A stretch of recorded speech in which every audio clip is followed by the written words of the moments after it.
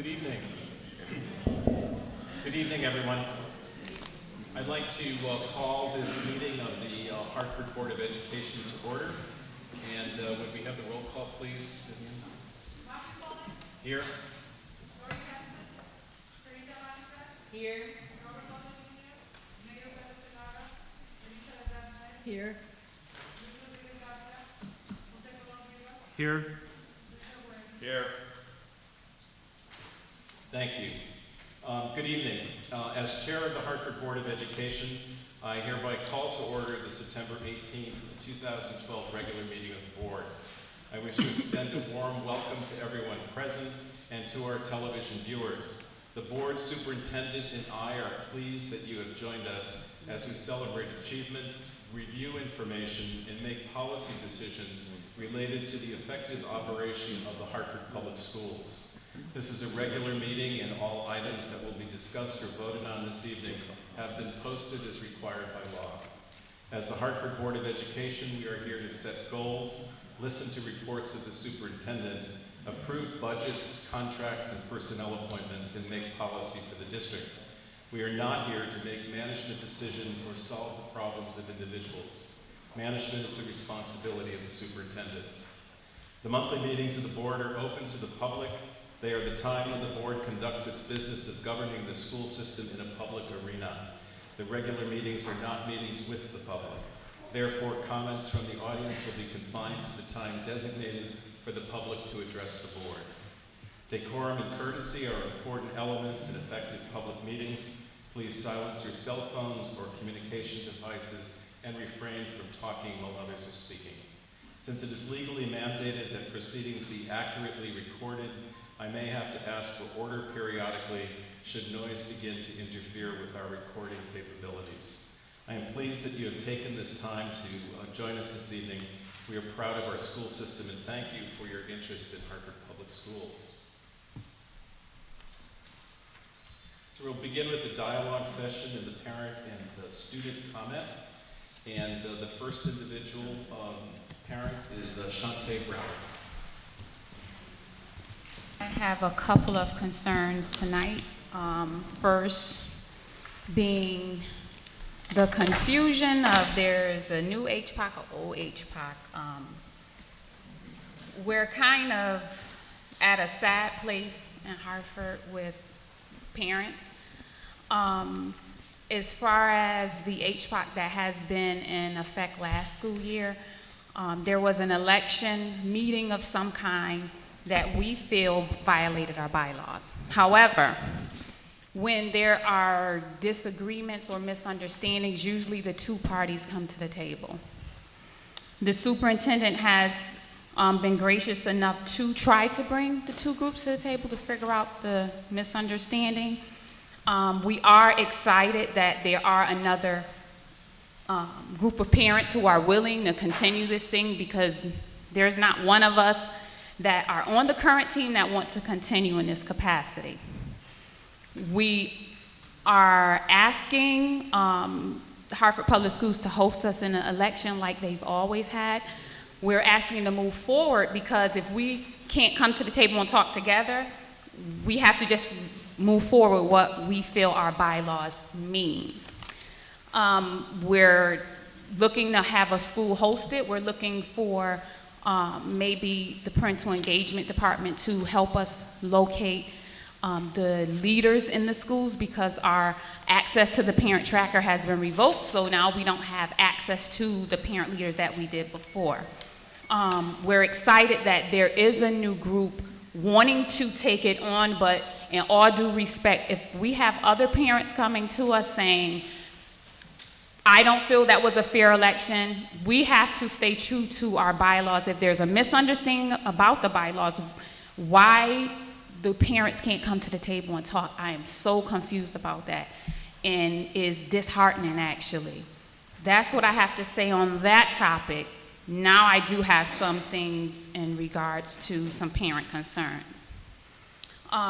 Previously, when a student would have like a half day at like journalism, a half day at, say, one of the correct schools, we were providing transportation. A parent is very concerned with that because we're giving them a bus pass, but they're not getting to the next half of the day in time, and there's some loss of time there. So I don't know. I know it's probably due to the budget constraints because it was very costly, but the parent said she wasn't communicated enough time to make other arrangement or make other choices for her child. That's one concern. The other concern is we have a couple schools that turned from regular Hartford public schools to magnet schools. I've been in conversations with a couple parents saying that they feel that it's a difference in their concerns. It's not Hartford versus suburban, but the reality is we have to have a certain number of white students to have it be a magnet school.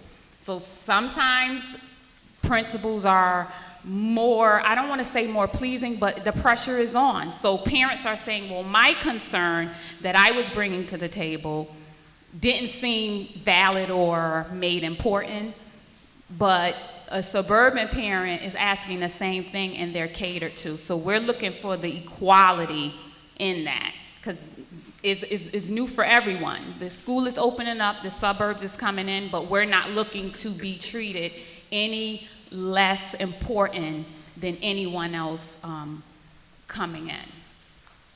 And I'm all set. Good evening. Good evening, ladies and gentlemen. As you already know, my name is Diana, and I am a parent of 5 kids in this Hartford school system for over 21 years. I have served in PTO leadership and in school government councils as chair in various communities throughout the city of Hartford.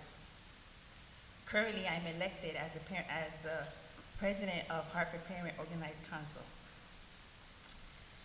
First and foremost, I would like to thank Dr. Kishimoto for meeting with us on Thursday for the HPAC meeting. It was very nice of you to have taken time to meet with us. The Hartford Parent Council is an independent, grassroots organization made up of PTO leaders across the district. Every month, this organization conducts meetings and PTO presidents of each school to talk about district goals. This year, since it's my first year, I haven't had the chance to do that. And with the supposed conflict that exists, I still haven't, but I am trying my best to conduct it with or without a conflict.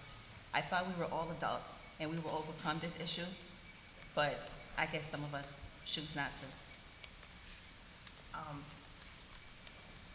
As I already presented you with bylaws, with enough evidence to prove to you that we have done everything by the bylaws and given you every proof possible to indicate that we have done everything by the bylaws.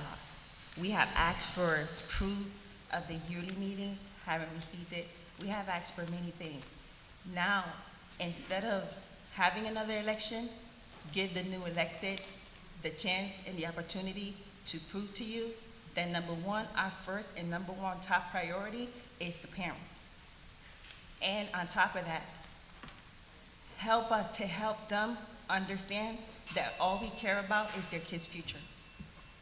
I understand that so many people are concerned about what was instead of what could it be. And it has to stop. It has to.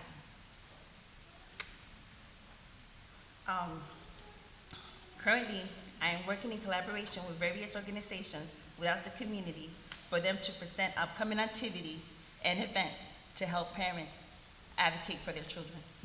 If our number one top priority is for school achievement and our kids' future, then why not give HPAC, the new elected HPAC, the opportunity to do it, instead of trying to hold other elections when we already proved to you that we did it the right way.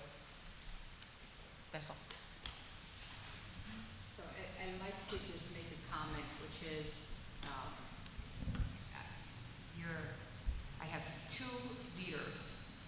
been significant leaders in this district coming to talk to the board and talking to me about a situation that I appreciate each of you meeting with me, but the offer still is it's on the table for the two groups to come together and meet in one room.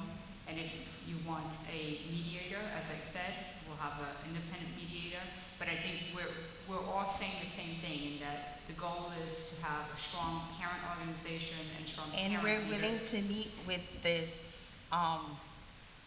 past HPOC council if they're willing to accept that we are the new HPOC. But this isn't the venue to come to some kind of agreement or concession what I hope we can agree on is that we come to the table together and have that conversation amongst ourselves. Comments? Thank you. We have a comment from Michael Downs.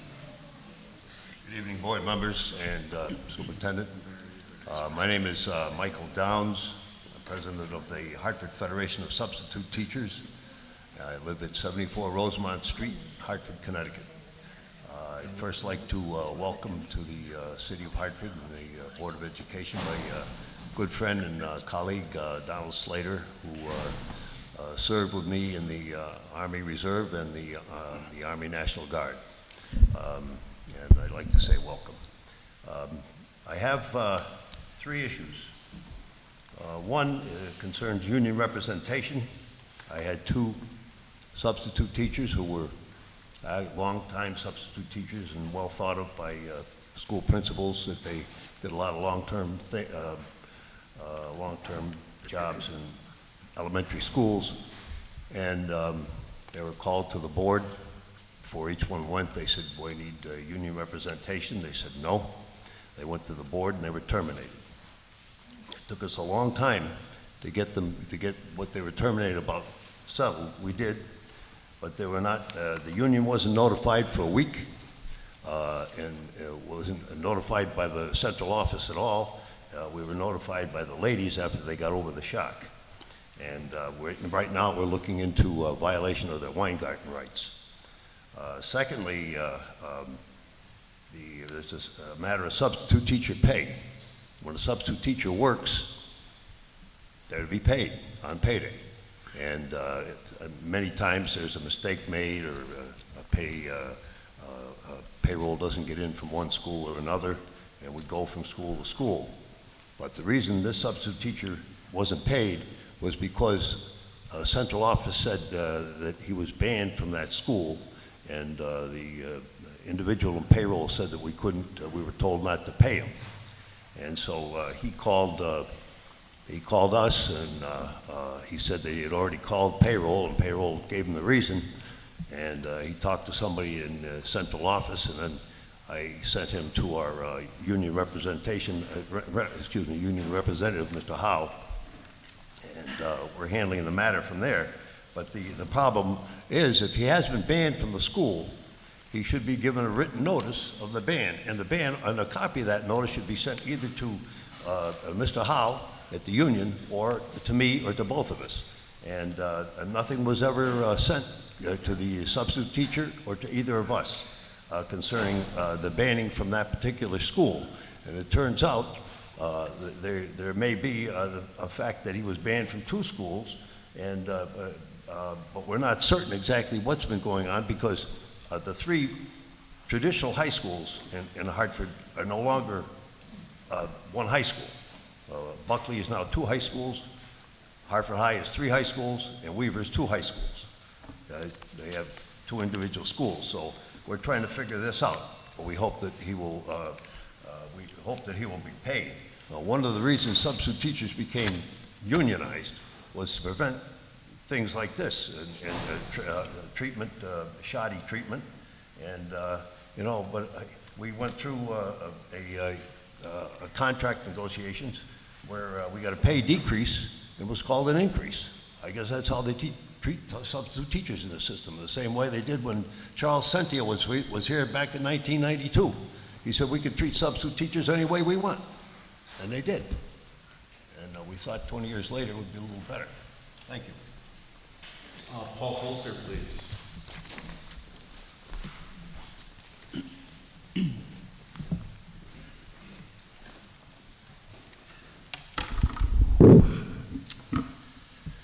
Good evening, Honorable Mayor, Honorable Board members, Superintendent Kishimoto. It's great to see everyone again. Just a couple quick announcements that I wanted to make tonight. Our Choice Education Program is scheduled to launch next month alongside the districts and the Regional School Choice Office's School Choice application process. Just wanted to give folks an update on that. We look forward to providing, to training 12 parents in Hartford and having them work one-on-one with other parents throughout the city, co-trained by our staff as well as district staff. Enjoying a very good partnership in this program, and just want to let folks know that we look forward to another year of reaching 1,500 or so parents around choice. In conjunction with that, we've also launched a new program called Parent Workshops, the first of which is focused on understanding the entire system and school choice. So I think one of the things that folks in the community, if you haven't realized already about school choice, is it's a high stakes decision. If you learn about it late, not that much time necessarily, but the idea is that you wouldn't spend 10 minutes choosing a college. So let's make sure that in the community you understand what school choice is about and have all the information you need to make a very informed decision. And again, very excited about this work in partnership with the choice process at the school district. It started today at the pre-K level at Paraíso Infantil, and we'll continue at a number of pre-K centers and a couple schools leading up until the choice process starts. So very excited about that. In addition, wanted to let folks know that you are all invited to attend our 6th annual Community Spelling Bee. It's a great night for learning. A lot of folks are already involved on the honorary committee or in other facets, so thank you in advance for that. Just a wonderful night to see both adults and students, hopefully students from every single high school, compete against each other. We know that some students have already challenged other students in other schools, so look forward to making this event a great way to make learning come alive. That's going to be October 19th at the Learning Corridor from 7 to 9 p.m.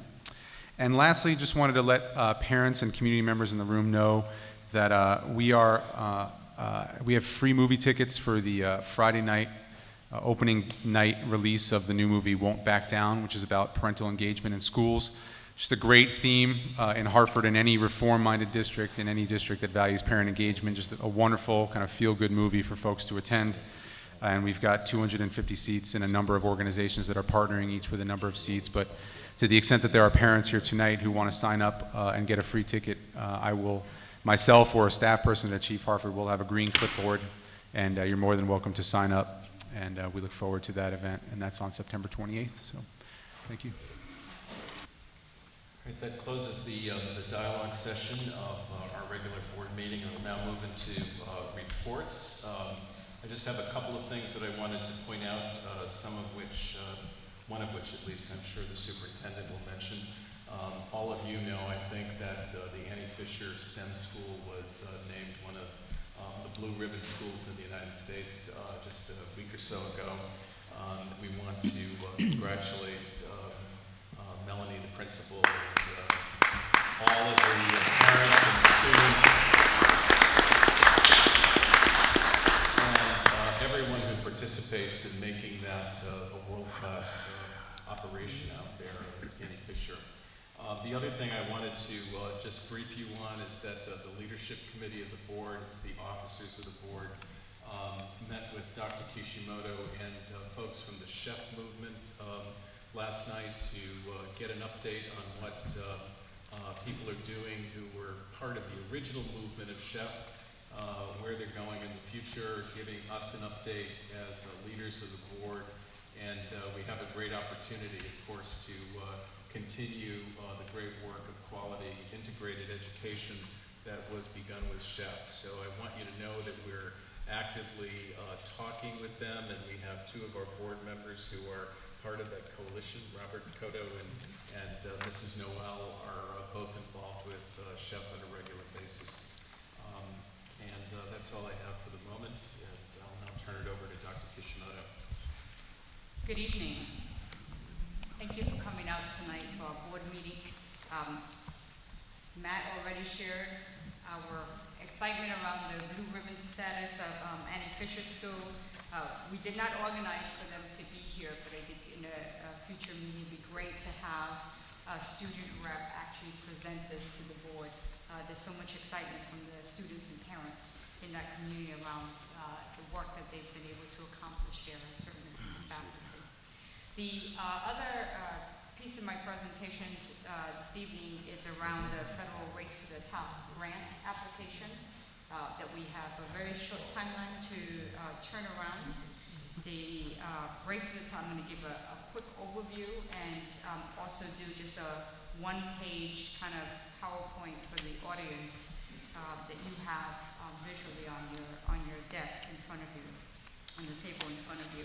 The Race to the Top application is an application for a $20 to $30 million grant to go towards districts who are engaged in high-level, high-detail kind of reform-based work with an emphasis on personalization and really being student-centered and student-focused in the work.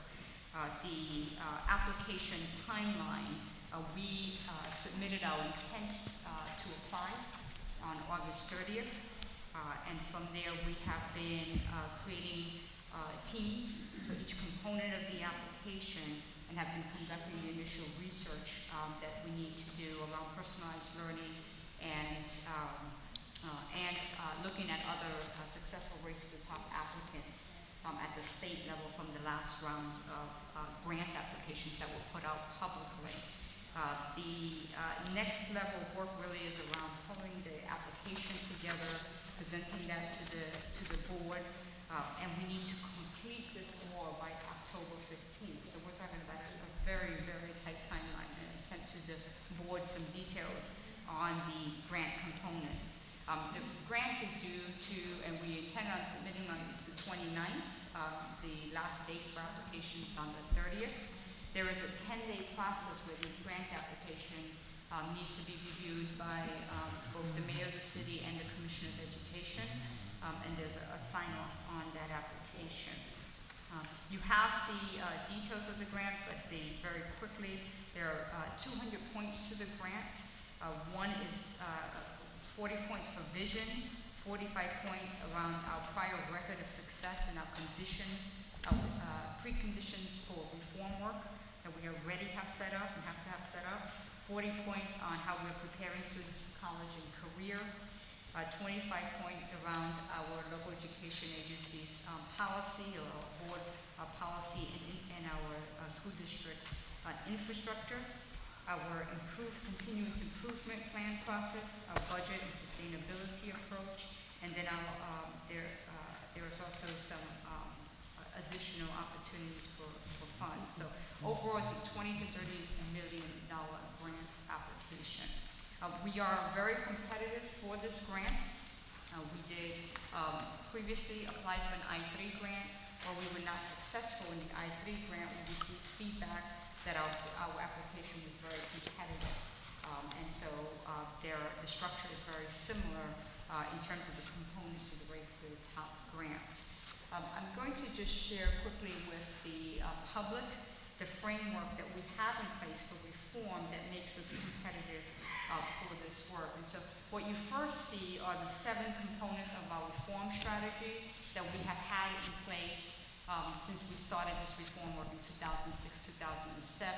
Those 7 components are based on the Center for Reinventing Public Education work out of the University of Washington, and we are a partner, one of 16 major districts involved with that center, which has now expanded to about 38 districts nationally.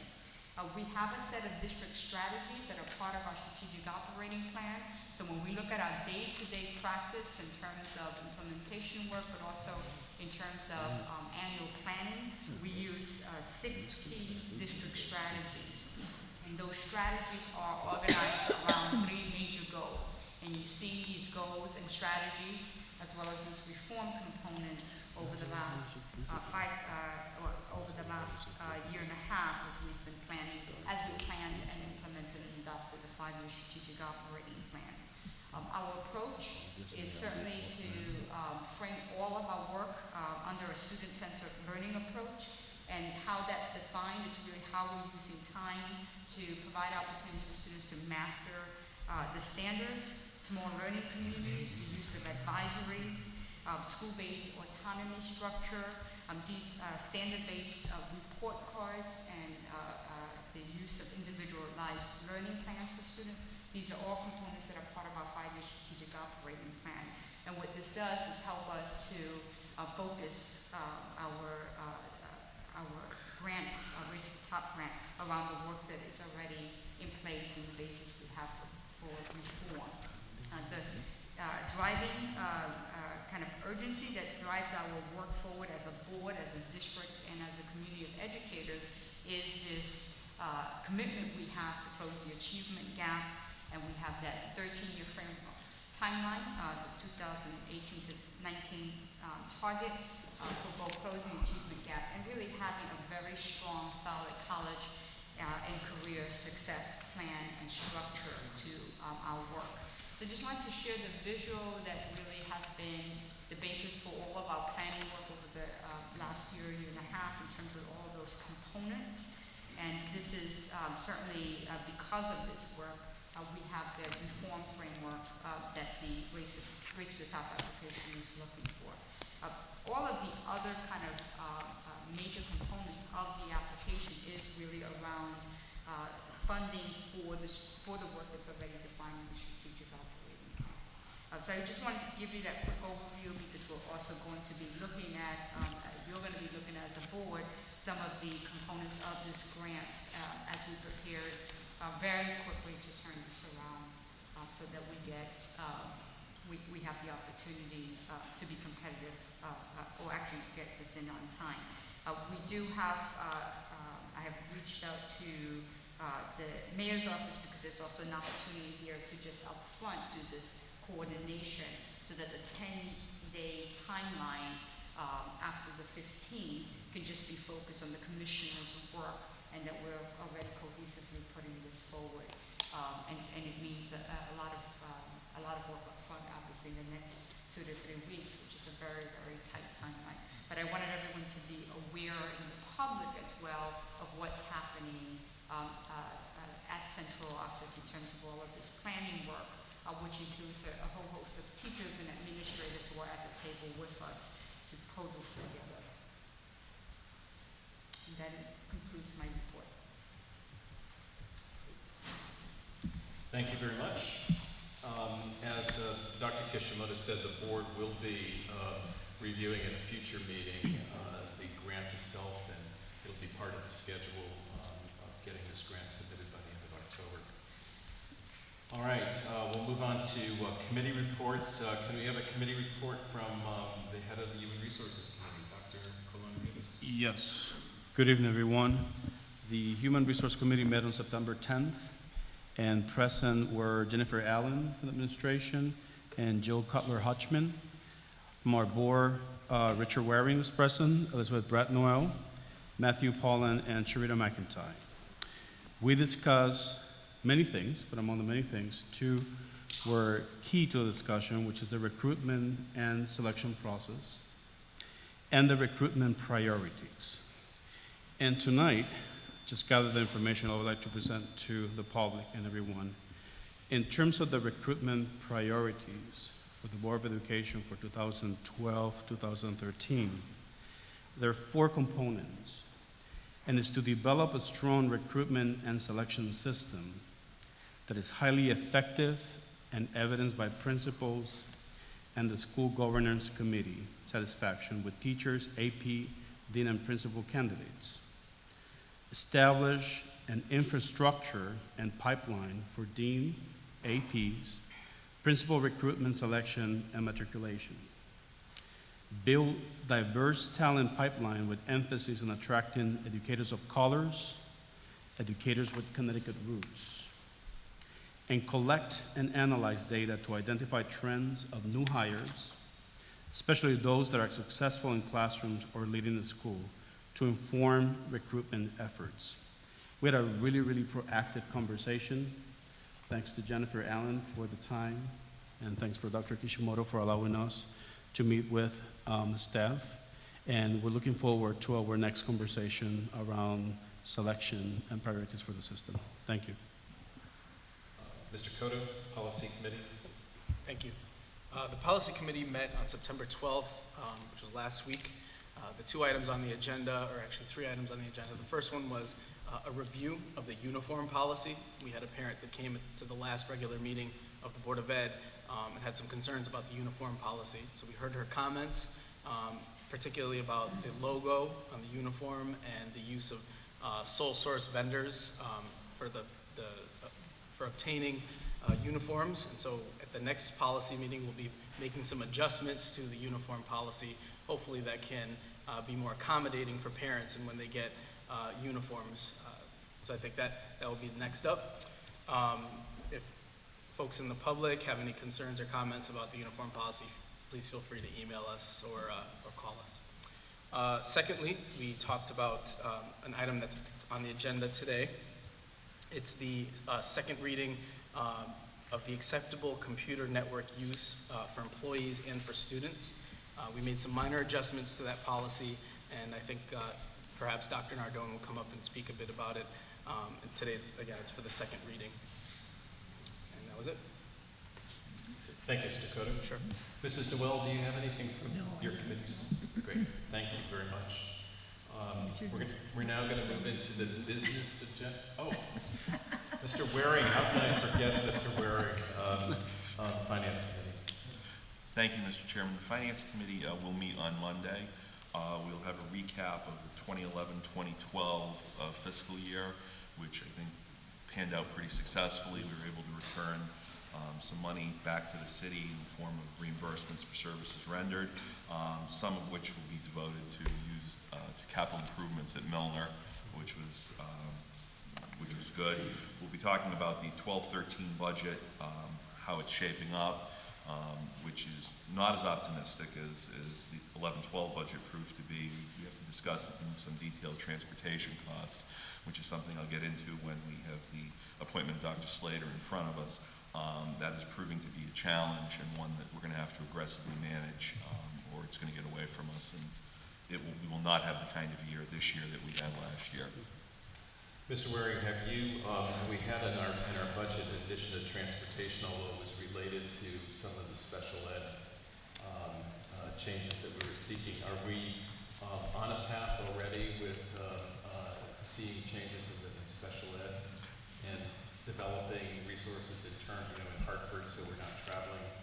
I don't know yet. I should have somewhat of a better idea on Monday of what's going on. I just received a very general overview from Ms. Altieri last week when we set the agenda, so I'll know more on Monday. Okay. Thank you very much. I'm not missing anybody else in my committees. Mr. Davila, do you have a committee you want to report on? Just checking. All right, we'll move into the business agenda now. The first order of business is an administrative appointment, and the resolution in front of us is that the Hartford Board of Education approved the superintendent's recommendation to appoint Donald Slater to the position of Chief Operating Officer effective October 1st, 2012. Move the adoption of the resolution. Any discussion? Mr. Chairman, if I might, Mr. Waring. the appointment of Dr. Slater puts in front of us the issue of operations, which in my mind this year is centered around transportation, which I view to be, frankly, from a financial point of view, our most significant operational issue. I was heartened to read Dr. Slater's resume because he's a military man who served in a headquarters function. I believe he has some understanding of logistics and supply and organization. Having talked to him, I'm confident that he appreciates this challenge, and I was heartened by his promise to me that he was going to jump on this issue as soon as he gets settled in. I am not misrepresenting what you told me, my Dr. Slater. All right, thank you. So I'm supportive of this appointment. I'm hopeful that Dr. Slater can make a difference in helping us to manage our transportation costs. Thank you very much. I'm going to allow Dr. Kishimoto and Dr. Nardone to introduce the public and and the board to Dr. Slater. So I am thrilled to be in a place where where I can recommend someone to replace Victor De La Fuss, who served as Chief Operating Officer and left us this summer. And I wanted to take the time to look at the position carefully. This is a cabinet level position that's key to my administration. There are key components in the job descriptions that are typical of chief operating officers that everyone's familiar with, but we also expanded upon the roles to include the chief operating officer having oversight for school design development. So as we're developing facility designs, that we'll also, we have the same leader looking at school design development, school athletics, as well as our technology work with MHIS, and finally student leadership development at particularly the secondary level. Dr. Slater comes to us with a wealth of high school experience, so we're very excited that we have someone on board on the operational side that has led a school and understands the dynamics of what it takes to lead a school and can work with our principals around that. And has also 25 years of experience in the military that brings us, and he brings that operational component, so both school leadership and operations. So I'm thrilled to have him here for the board. I think it's going to be a great addition to my team.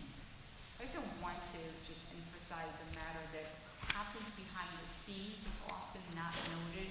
The superintendent missed in West Hartford, and I worked for a considerable amount of time to make sure this was a seamless transition between a district that is losing a leader who's one of the top principals in the state and coming into our district and doing that in a way that's respectful of the district that he's leaving. And so this has been an ongoing process that culminated in the Hartford Current article recently that really celebrated Dr. Slater's contribution to education for the kids in the state of Connecticut.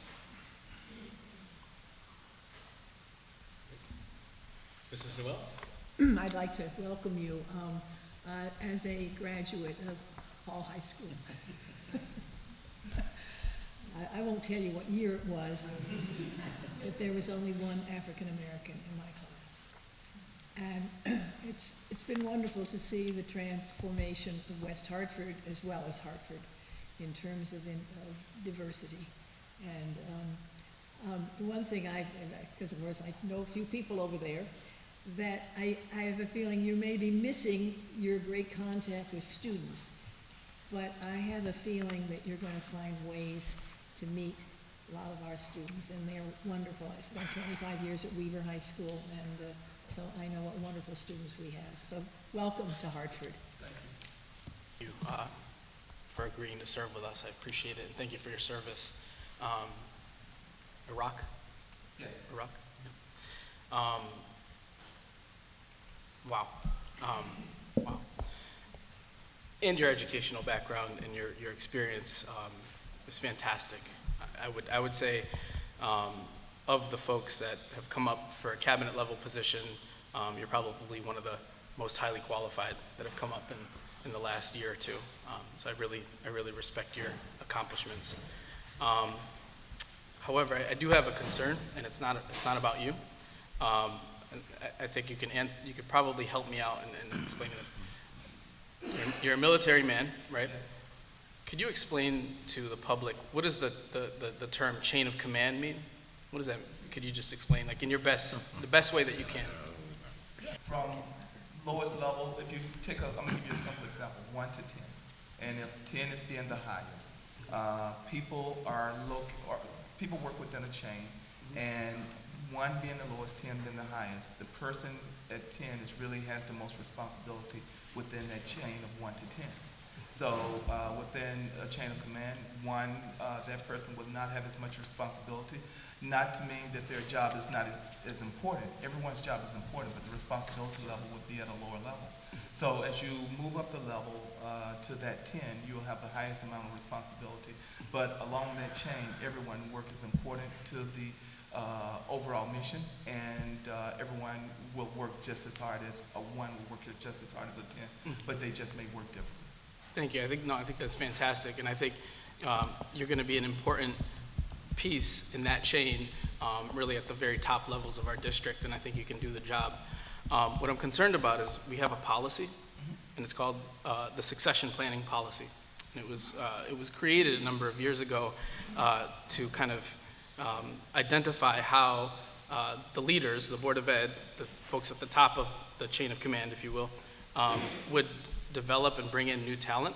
Right. And so while I'm very happy that you are coming up, being from principal to chief operating officer, part of our policy, and I'll read it to you, it says that the superintendent shall implement a plan for succession from among current employees for key district management positions to include but not limited to the positions of chief academic officer, chief operating officer, chief talent officer, and chief financial officer. Board oversight. The superintendent will report annually to the board on this plan for succession, his or her plan for succession for key district management positions. The board will reconvene as a committee of the whole as needed to plan for anticipated vacancies covered under this policy.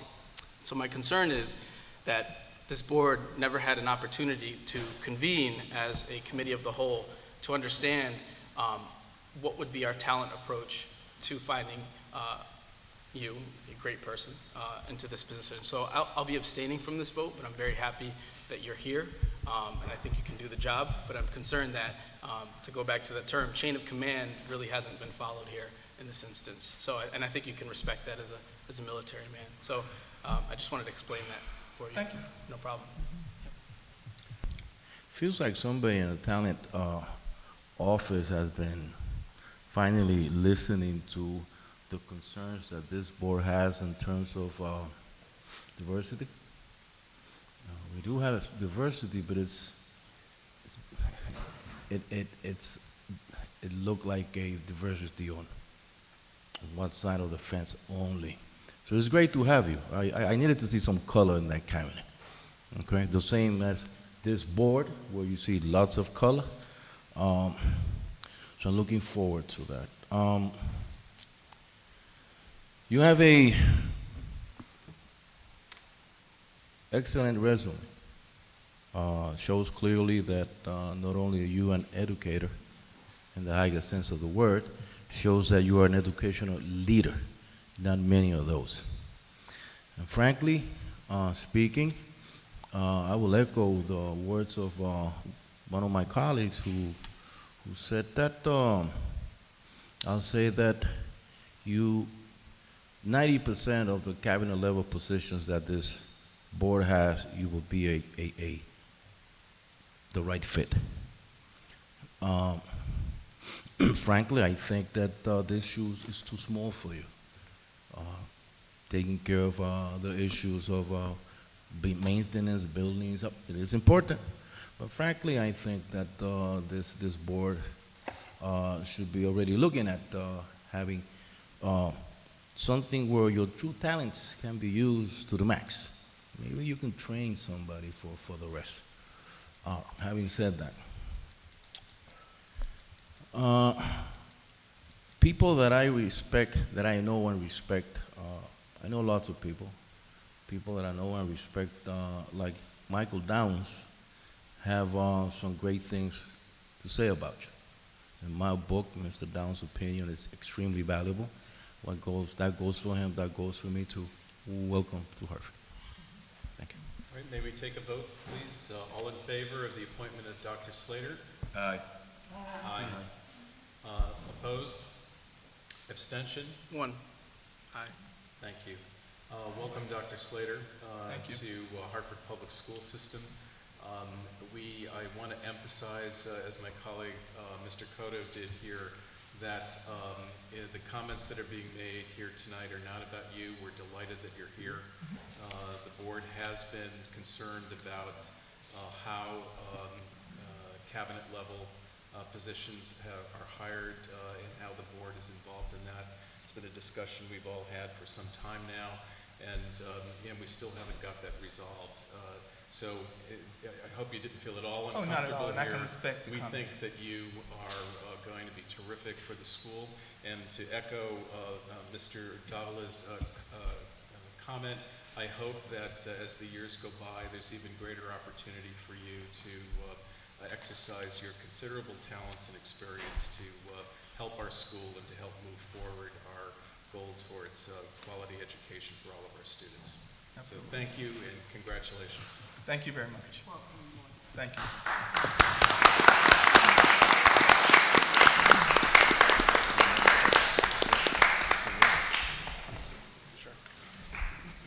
Okay, the next item on the agenda is the contract continuation approval.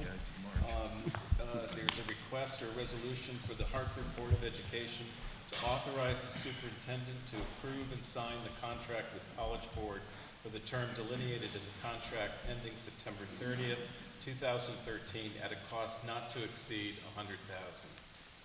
I have a motion. Second. Discussion? Mr. Chairman? Mr. Waring.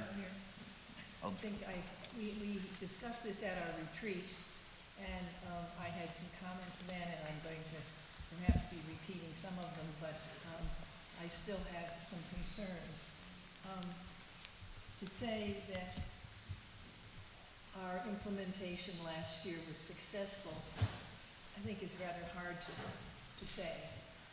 When we had 3 schools that over 40% of the students got in the 200s. And any of you who know what SATs are, the 200s are F. And another 3 schools was in the 30% range in the 200s. And certainly our magnet schools are doing very, very well. But I assume that the data about the magnet schools includes the suburban students. So it's a little bit hard to compare whether the Hartford students at the magnet schools, how they are actually doing. And I certainly, and most of you here who know me know that I was 20 years in guidance and counseling. And I remember when, as our scores at Weaver, the few students began to move up, and I see one of them right here as one of my former students, and he celebrated because we began to get more students who were getting in the 400s. And, but we didn't give everybody the SAT. And to say that everybody at this point needs to be taking the SAT, why do you have 40% of these students go into a failing situation and spend $100,000 to do it? I'm wondering about the numbers, but I guess I won't go on, but I think you get the gist of my direction. I think this is really not the way to spend all our money. Do we encourage our students to take the SAT? Definitely. And for the student who does not do well, as we say, college is important. As a counselor, I would be the first person that says, look, you do not need the SAT to go to community college. You need to do well in your high school class, and here are some of the courses that you want to be taking. Look at community college. So it isn't as though everybody needed to be taking the SAT. So I think it is, I think I'll vote against it. Not that it will do any good, because I probably won't bring anybody else along with me, but I think it's misplaced. Mr. Waring. Mr. Chairman, I am of a similar mind to Ms. Noel, although I'm going to vote for the resolution. Honestly, it strikes me that only in a Panglossian world could we describe what happened with the SATs as successful. It was not. It's important. We need to keep at it. Our kids need to do better at it, but I'm perplexed that the word successful would find its way into any aspect of this conversation, because what happened was not successful. Again, it's important. We need to keep working on it. Our kids need to do better. They will not succeed. They will not be able to get into college with scores, like the scores we're putting up as a general matter. And so I'm hopeful that we will do better in the future. I'm confident that we will do better in the future. But I will support this resolution. But again, I think to describe this past year as a success is not realistic. Thank you. Mr. Codell. I have some similar objections. I think where the field's moving towards when you talk about kids going to college and kids going off to some sort of post-secondary option, such as technical school, community college. There are fewer and fewer schools that are actually requiring the SAT to go to college. There still are a number of colleges and universities that do require the SAT or ACT, but again, like I said, there are fewer and fewer that are looking at it, and instead, more and more schools are looking at the quality of the student's curriculum in high school.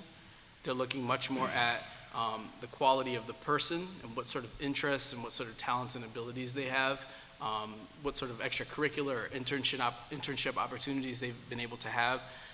So this is just one component of that.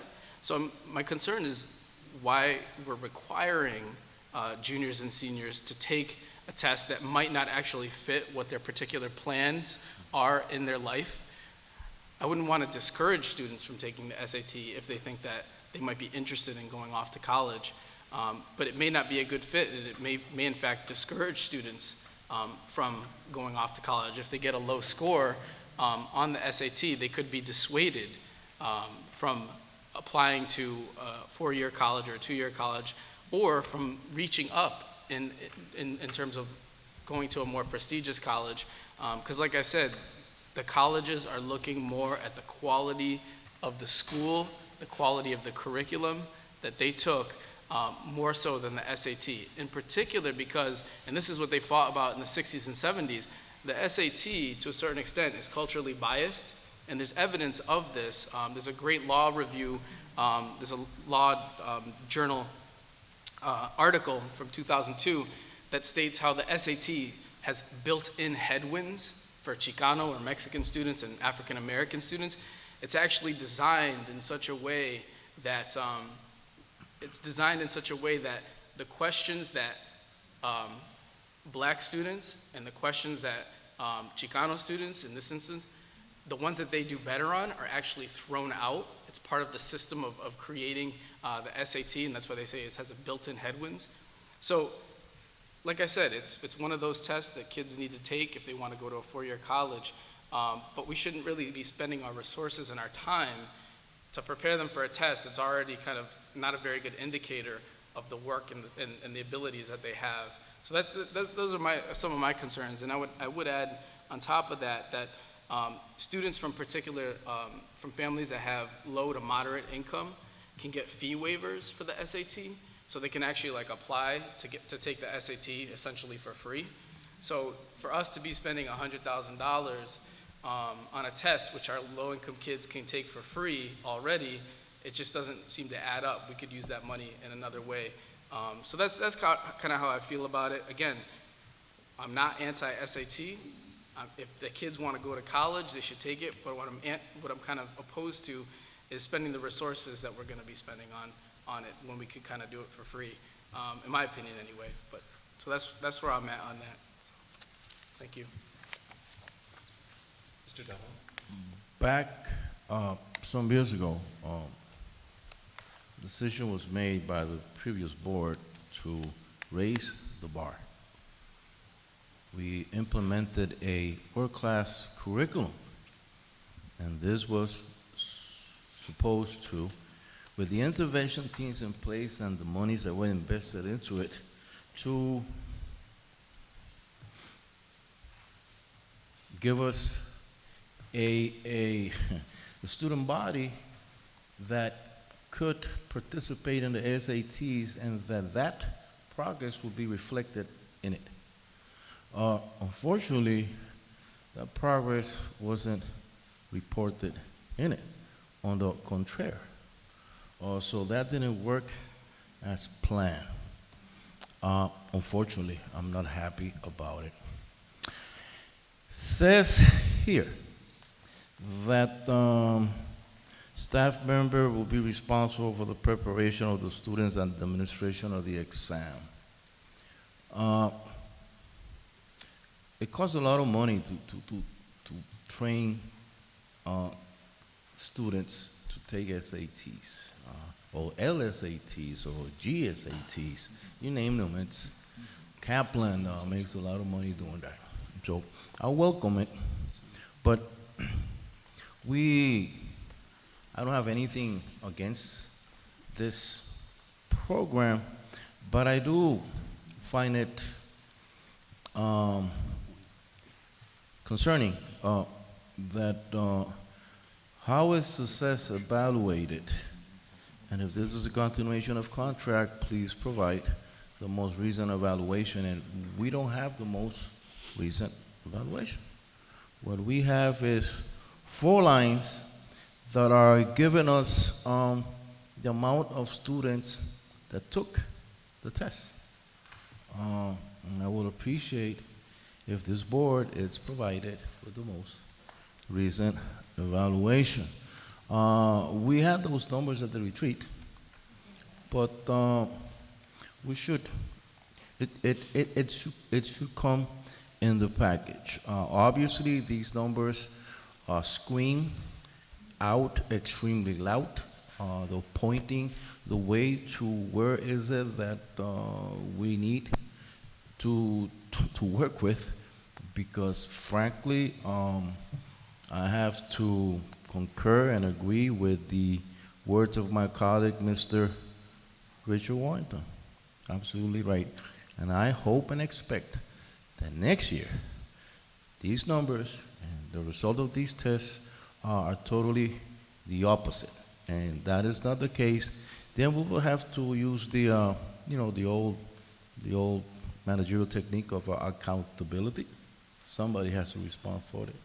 Thank you. Mrs. Dole?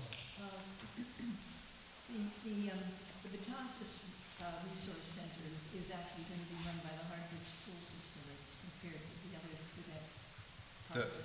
The Betances has been run by the Hartford Public Schools, but we are actually, we have issued requests for qualifications to have similar organizations apply to run it so that we actually align it with the operations of the other 5 as a total wraparound.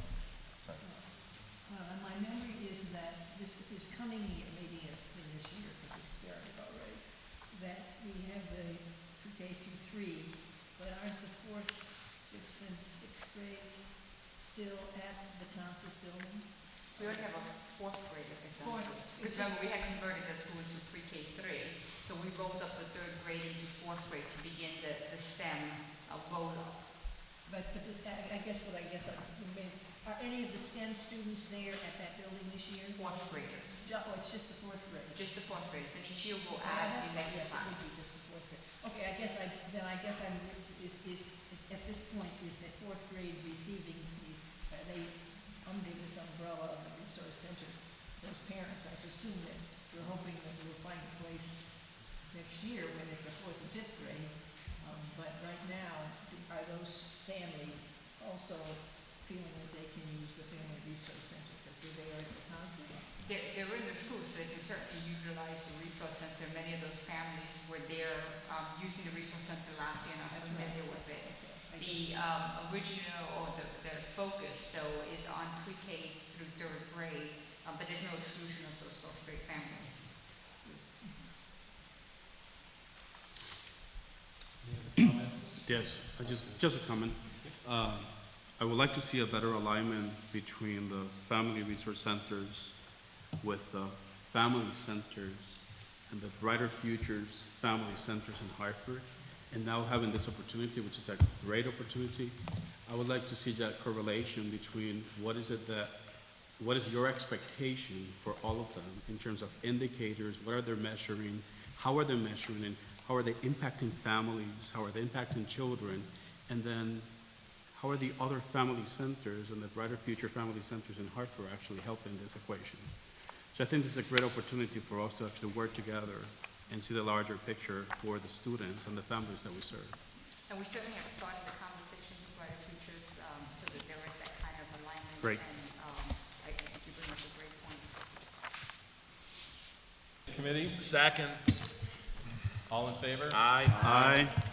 All right, we're out of executive committee, and I'd like to put the motion before us that the Board of Education approve the proposed collective bargaining agreement with the Hartford Educational Support Personnel, Local 82, AFSA, AFL-CIO, The parties reached a tentative agreement on August 17th, 2012.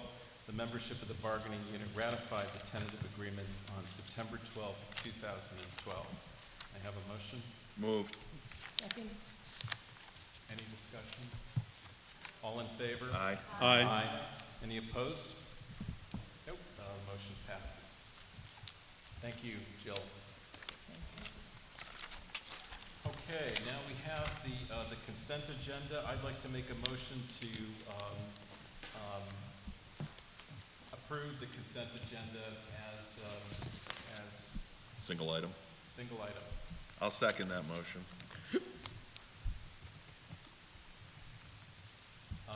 All in favor? Oh, excuse me. Second I'm sorry. discussion. I would like to remove item 10 from the consent calendar because and of course, obviously, everybody's left, but I think when we have an event like this, we need to say thank you very much to this gentleman, Mr. Stan Frank and Jen Jewelry. I'm sorry, that's fine, just so that it gets public. And when it's on the consent calendar, it is noted. So just a point of order here. Is Mrs. Noel's thank you enough as part of the motion? The discussion about the motion to approve the entire agenda, consent agenda? Or do we need to take it off? It's not the only item on it. Right. Yeah. Right. I don't know how we do it. It just feels, it's the kind of an item that. I mean, I think we have to, we have to have a motion to remove it. Consent calendar, so I'm sorry, however. So, I'm sorry, to your point, is there another way to say thank you, or Or have you? do we have to remove it? Well, maybe we don't have to, maybe I'm just going to comment on it, because put it in the minutes. consent calendar, we normally don't discuss. Right. And I don't want to go into it, but obviously no I big understand. discussion, all I want to do is to say publicly, thank you to Mr. Stan Frank. Whether he was here or not, I don't know, but he certainly isn't here now. Mr. Coder. Perhaps what we could do, an alternative, and since it's on the consent agenda, I think it's fairly understood that it's an accessible fund that would probably pass, right? Perhaps what we could do is, as a board, send some sort of thanks on our behalf to folks from Gem Jewelry, and perhaps in the next meeting of the Board of Education at the very beginning, superintendent's report, invite Mr. Frank to the Board of Education District. Excellent, excellent. It is late, and I understand your point. Absolutely. Great idea. Vivian, you'll make note in the minutes about thanking Gem Jewelry, and that we will send something to them and invite them perhaps to the next meeting. Okay, thank you. Is that all right, Mrs. Noel? Do you think that works? That works? Okay. Question for Mrs. Noel, would you like to add hugs and kisses to that, or just X's and O's, right? All right, so let's vote on the motion. All in favor? Aye. Aye. Opposed? The motion passes, and I'd like to move for adjournment. No, now you have to vote. Didn't we vote? No, you voted to take them up as one item, now you have to vote on the item. On the item. We voted to take it off. We did that, right? Okay. No, to take it up. To take it up. Take it up together. Right, your motion was to treat it as one item. To pass it all as one. Yes. Right. I'm making a motion to pass the consent agenda as outlined. Second. All in favor? Aye. Aye. Opposed? And it passes. And I'd like to- Move to adjourn. So moved. All right.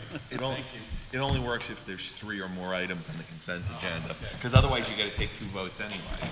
You gotta take 1 vote to treat it as one item. Right.